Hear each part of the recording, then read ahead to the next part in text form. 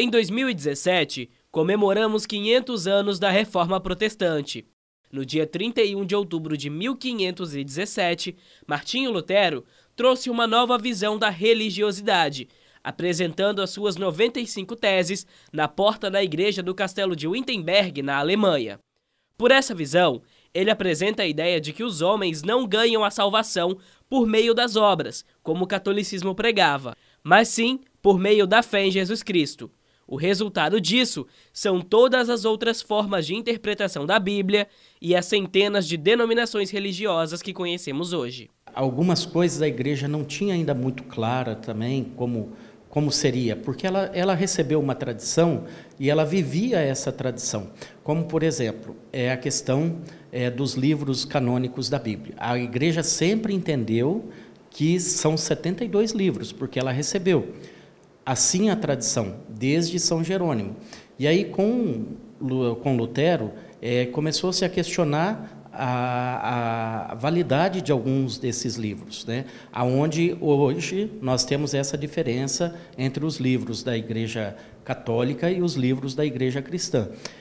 A questão dos sacramentos, a Igreja ela nunca teve muito clara, né, a questão dos sacramentos em si. Ela sabe que os sacramentos existiam, ela valorizava esses sacramentos, mas a partir do momento que com a reforma foi colocado em dúvida alguns desses sacramentos, então a igreja ela teve que aprofundar, ela teve que correr atrás, ela teve que validar os sacramentos. Então hoje nós temos essa concepção que são 7 sacramentos dentro da igreja, né, porque a igreja ela teve que reafirmar aquilo que ela acreditava diante de algumas coisas que foram colocadas em xeque por Lutero. No ano de 2000, me parece, a Igreja Luterana, juntamente com a Igreja Católica, eles lançaram uma carta aonde a Igreja Luterana reconheceu que a Igreja Católica estava correto e a Igreja Católica reconhecia que a Igreja Luterana estava correta, tá? Todas as divisões na Igreja, elas não têm cunho teológico, tá? Elas não têm cunho teológico. É muito mais um cunho político, tá? É muito mais um cunho político, tá? Então, assim, a salvação nós ainda continuamos acreditando, como nós sempre acreditamos, ela vem pela graça de Cristo. Mas nós, enquanto cristãos, nós temos que fazer o nosso esforço para merecer essa salvação. Então, a salvação ela já foi garantida para todas as pessoas. Então, ela vem pela graça, ela vem pela fé, né? Mas a fé vazia não vai me garantir essa salvação. Então, é onde eu tenho que ter as minhas obras. E as obras é um reflexo do quê? Da minha fé. Então, dentro dessa carta de reconhecimento, que tem esse cunho que eu falei, tanto a Igreja Luterana quanto a Igreja Católica, eles reconhecem que ambos os lados estavam corretos, mas a divergência ela se acentuou, não por isso, isso foi um pretexto para coisas maiores, problemas maiores da época, né, que a história hoje nos diz isso.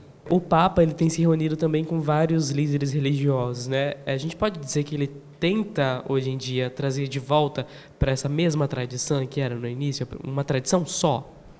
Na verdade, assim, dizer que tenta trazer de volta, eu acho que isso é muito pesado, porque hoje cada igreja tem a sua caminhada, ela tem a sua história. Então, os luteranos, eles construíram uma caminhada que tem que ser considerada. Então, assim, dizer que está trazendo de volta.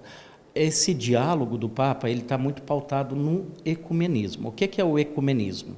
Nós afirmamos aquilo que nós temos em comum, nós nos apegamos naquilo que nós temos em comum, deixamos de lado as coisas pequenas que nos divide, que nos separa, e aí a gente cria um diálogo comum, não atacando um ao outro, não brigando por picuinhas, por coisas pequenas, nós nos apegamos naquilo que é comum a todos, porque muitas vezes assim a gente quer brigar por coisas tão pequenas, coisas tão bestas, sem significado maior. O significado maior da nossa fé é Jesus Cristo. Nós cremos em Jesus Cristo.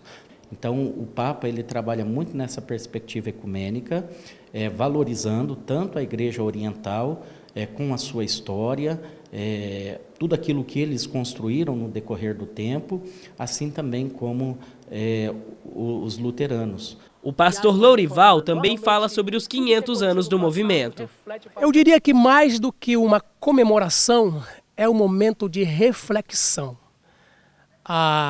Aquilo que Lutero conseguiu, ele não tem que ficar hoje apenas como algo bonito no passado, mas necessita refletir no cotidiano da nossa vida. O mundo estava muito carente, a Idade Média, a chamada Idade Escura. O mundo ele necessitava de profundas transformações, o mundo estava numa profunda reflexão, onde o que se necessitava era o despertar da consciência. E então, o que desencadeou a Reforma Protestante foi isso.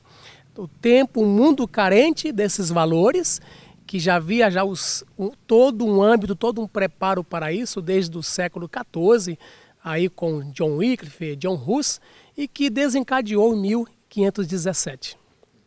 Precisamente no dia 31 de outubro, quando, em protesto às vendas das indulgências, na época um pregador vindo por Alemanha, Wittenberg, onde se deu a reforma, o início da reforma, um homem chamado João Tetzel estava vendendo indulgências, ou seja, estava vendendo salvação, estava vendendo perdão dos pecados.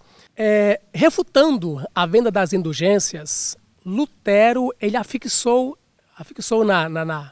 na porta da capela de Wittenberg as 95 teses, que eram refutações.